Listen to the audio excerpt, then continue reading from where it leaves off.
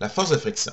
Ce qu'on doit savoir, pour commencer, c'est que la force de friction, c'est une force de réaction. Ça implique qu'auparavant, on doit avoir une action. Donc, l'action qui va faire en sorte qu'on va avoir une réaction. Donc, une réaction à l'action. Okay? Ici, ce qu'on va étudier, on va étudier la force de friction qui va agir entre un objet et le plan sur lequel il est déposé. Donc, on parle de la force de friction qui va agir ici entre les deux. On ne parle pas de la force de friction entre l'objet et l'air. Donc ici, c'est pas ça qu'on va étudier. On va juste étudier la force de friction lorsqu'un objet va glisser sur un plan. Ce qu'on doit savoir pour commencer, c'est que la force de friction apparaît uniquement s'il y a une force qui est parallèle à la surface.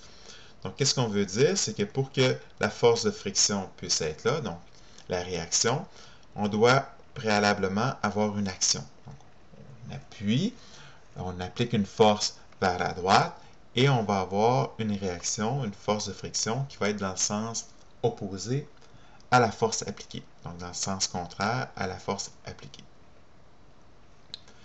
Maintenant, on va distinguer deux types de situations. On va avoir ce qu'on va appeler la force de friction statique et on va avoir plus bas la force de friction cinétique. Statique, c'est lorsque l'objet va être immobile, donc on n'aura pas de mouvement. Cinétique, c'est quand on va avoir un mouvement qui est présent. Donc, le mouvement, il peut être un MRU ou un mouvement rectiligne uniformément accéléré. Donc, ça peut être un des deux types de mouvements. On va commencer avec la force de friction statique, donc FFRS. Le premier schéma, qu'est-ce qu'on peut voir, c'est que on a appliqué une force de 10 newtons vers la droite. En contrepartie, ce qui est apparu, c'est qu'il y a une force de friction de 10 newtons qui est apparue dans l'autre sens. Ce qu'on doit savoir ici, c'est que la force de friction statique va toujours être plus petite que ou égale à la force appliquée. La force de friction statique, elle ne peut pas être plus grande à la force appliquée. Pourquoi? Ben, ça n'aurait aucun sens. Là. Par exemple, si j'enlève mon 10 newtons comme force appliquée, ben, ça ne se peut pas qu'il me reste une force de friction statique de 10 newtons vers la gauche. Parce que si cette force de friction statique-là restait, qu'est-ce qui se passerait? C'est que l'objet commencerait à bouger vers la gauche. Ça n'a aucun sens. Okay? Donc, on retient, première chose, que la force de friction statique peut uniquement être présente s'il y a une force appliquée, s'il y a une action dans l'autre sens. On retient aussi que la force de friction statique est plus petite égale à la force appliquée. Et ensuite, ce qu'on retient, en troisième lieu, c'est que la force de friction statique va s'adapter à la force appliquée. Donc, j'ai encore le même bloc, j'ai encore le même plan. Donc, j'ai augmenté pour avoir une force appliquée de 20 newtons. Mais on a vu que la force de friction statique est rendue, elle aussi, de 20 newtons. J'augmente encore un peu, je peux augmenter à 25 newtons, mais ça se peut que la force de friction statique augmente à 20 newtons. Mais par contre, on peut aussi retenir qu'il va y avoir une limite à la force de friction statique. On va parler, dans ce cas-là, d'une force de friction statique maximale. Donc ça veut dire que si on applique une force qui est plus grande à la force de friction statique maximale, qu'est-ce qui va se passer? C'est que l'objet va commencer à bouger. Donc, on va avoir un mouvement. Et là, on ne parlera plus de force de friction statique, mais on va plutôt parler d'une force de friction cinétique. Donc, FFRK. OK? Donc, ça, c'est les 4 choses qu'on doit retenir pour la force de friction statique. Maintenant, on va passer plus bas dans la page à la force de friction cinétique. Donc, il y a 3 situations qui sont possibles pour la force de friction cinétique. Donc, la force de friction peut être égale à la force appliquée. Dans ce cas-là, si j'ai une force appliquée et j'ai une force de friction cinétique qui est égale, donc ça fait en sorte que ma force résultante est égale à 0. Si ma force résultante est égale à 0 et j'applique F est égal à ma, bien, je vais avoir une accélération de 0 mètres par seconde carré. Donc, automatiquement, ce que je vais avoir un MRU. Donc, ça, c'est dans la situation où est-ce que la grandeur de la force de friction est égale à la force appliquée. Comme deuxième situation, je peux avoir une force de friction qui est plus petite que la force appliquée. Donc, si je le schématise, donc par exemple, mon objet, j'applique une force appliquée dans ce sens-ci et une force de friction plus petite dans l'autre sens. Mais qu'est-ce qui va se passer? Je vais avoir une force résultante non nulle orientée vers la droite. Donc, je vais avoir une accélération qui va être positive. Je pourrais aussi avoir la même situation là, lorsque on va avoir un objet qui va descendre dans les airs. Donc, j'ai mon objet, j'ai ma force gravitationnelle et j'ai une force de friction. Donc, qu'est-ce que ça fait? C'est que ça va me donner une force résultante orientée vers le bas.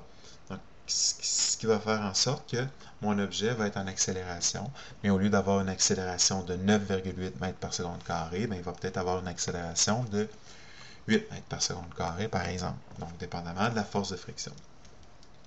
La troisième situation, c'est celle qui est un peu plus difficile, c'est que pour le cas d'un frottement cinétique, c'est possible que la force de friction soit plus grande que la force appliquée. Okay? Donc ça va faire en sorte qu'on va avoir une force résultante qui va être négative. Donc on va avoir une force résultante qui est plus petite que 0. Ça fait en sorte qu'on va avoir une accélération qui est plus petite que 0, donc une accélération qui est négative. Donc, par exemple, on pourrait avoir un objet qui glisse sur un plan, donc avec un mouvement orienté vers la droite, donc ça c'est son mouvement, bien, ça se peut que la seule force qui s'applique à mon objet, c'est la force de friction cinétique. Donc, qu'est-ce qui va se passer? L'objet va continuer son mouvement vers la droite, mais il va ralentir. Donc, sa vitesse va diminuer jusqu'à temps qu'il arrête.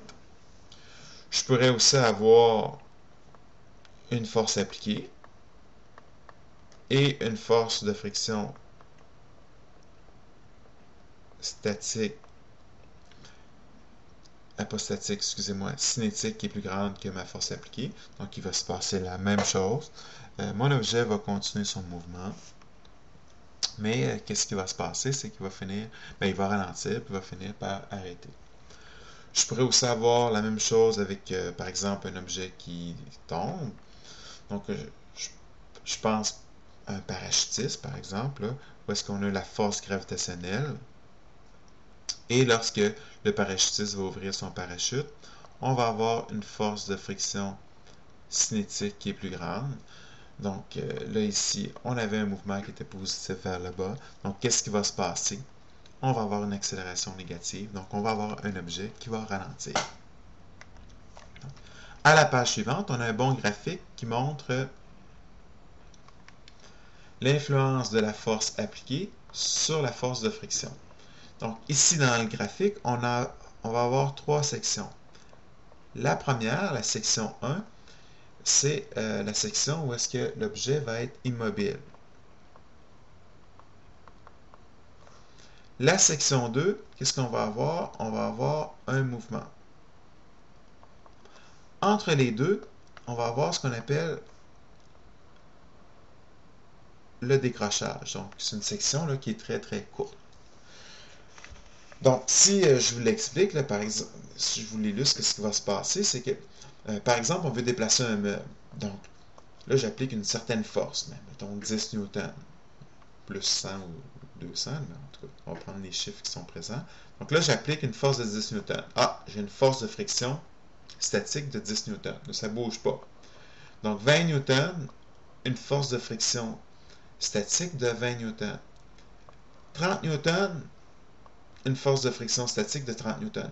Puis là, dès que je dépasse mon 30 newtons, oh, tout d'un coup, ça commence à bouger et ça devient beaucoup plus facile pousser l'objet. L'objet fait comme glisser par lui-même, donc on se rend compte que la force de friction, elle a diminué. Donc ça, c'est toujours ça qui va se passer lorsqu'on va déplacer des objets. Une commode, quelque chose de lourd, là, on peut facilement le comprendre, on peut facilement comprendre puis voir le phénomène. Donc ici, si je reviens à la partie mobile, donc on s'entend que ce qui se passe, c'est plus que j'augmente ma force appliquée, plus que ma force de friction statique augmente. Ici, d'une façon proportionnelle, avec une pente là, qui est de 1, bien sûr. Ensuite, c'est sûr qu'on va finir par atteindre un maximum. Le maximum, ça va correspondre à la force de friction statique maximale. Ici, c'est 30 newtons. Ça pourrait être 50, ça pourrait être 1000 newtons. Donc, ça va dépendre des deux substances qui sont présentes, l'objet et le plan sur lequel l'objet glisse. Ensuite, on va avoir une zone de décrochage qui va être variable en longueur. Et ensuite, qu'est-ce qui va se passer? On ne parlera plus de force de friction statique, on va parler d'une force de friction cinétique. Et cette force de friction cinétique est plus petite que la force de friction statique maximale. Donc, la force de friction cinétique est plus petite que la force de friction statique maximale. Et cette force de friction cinétique va continuer là, pendant tout le mouvement de l'objet. Maintenant, comment on fait pour calculer les forces de friction cinétique et statique? Donc, tout simplement, on doit comprendre que la force de friction va dépendre de deux facteurs principalement, plus un troisième que je vais indiquer tout de suite. J'aurais dû l'écrire. On va parler aussi de la vitesse. C'est ça qu'on vient de voir. Finalement, on vient de voir que si on a un objet qui est statique, donc qui est immobile, ou si on a une situation où est-ce que l'objet va être en mouvement, on n'a pas la même force de friction. Donc ça, c'est peut-être le premier facteur qu'on doit considérer. Ensuite, on va parler des surfaces qui sont en contact. Par exemple, si on a du métal sur du métal, de la glace, du métal sur de la glace, ainsi de suite. Donc, ce ne sera pas la même force de friction. Si aussi un lubrifiant, là, ça peut changer la force de friction. Puis ensuite, le dernier facteur, ça va être le poids d'objet. Mais si on va être plus précis, on va parler de la force normale qui va être exercée par le sol. Donc ça, c'est les trois choses qui vont faire varier la grandeur du frottement. La formule va être toute simple. Donc quand on cherche à calculer la force de friction, on a tout simplement à multiplier un coefficient qui va vous être donné, le coefficient qui va dépendre des substances qui sont présentes, et on va multiplier par la force normale, okay, tout simplement. Le coefficient, lui, il n'y aura pas d'unité. La force normale qui va être en newton, de façon à ce que la force de friction aussi soit en newton. Donc, si je donne des exemples un peu plus concrets, ici, on peut parler de la force de friction statique. Donc, on va prendre le coefficient de friction statique fois la force normale. Okay. Donc, les coefficients vont vous être donnés dans un tableau qui va ressembler à ça. Donc, par exemple, ici, le coefficient entre le caoutchouc et l'asphalte est de 0,9. Donc, on a une valeur qui est assez grande. Donc, ça, c'est quand on parle d'un coefficient statique. Donc, on prend le coefficient statique, on multiplie par la force normale qui est présente et on obtient la force de friction statique. Ici, on devrait parler de force de friction statique maximale. Pour ce qui est de la force de friction cinétique, la même chose, sauf que cette fois-ci, on va prendre le coefficient cinétique. Par exemple, si on a de l'acier qui est sur du téflon, donc on va prendre la valeur qui est ici. Ah, on se rend compte que le téflon, c'est quelque chose qui glisse très facilement. Donc on a un coefficient qui est très très petit. On va multiplier par la force normale et on va obtenir la force de friction cinétique. Ici, on ne parle pas d'une force de friction cinétique maximale, puisque la force de friction cinétique est toujours la même, comme on a pu le voir à la page précédente.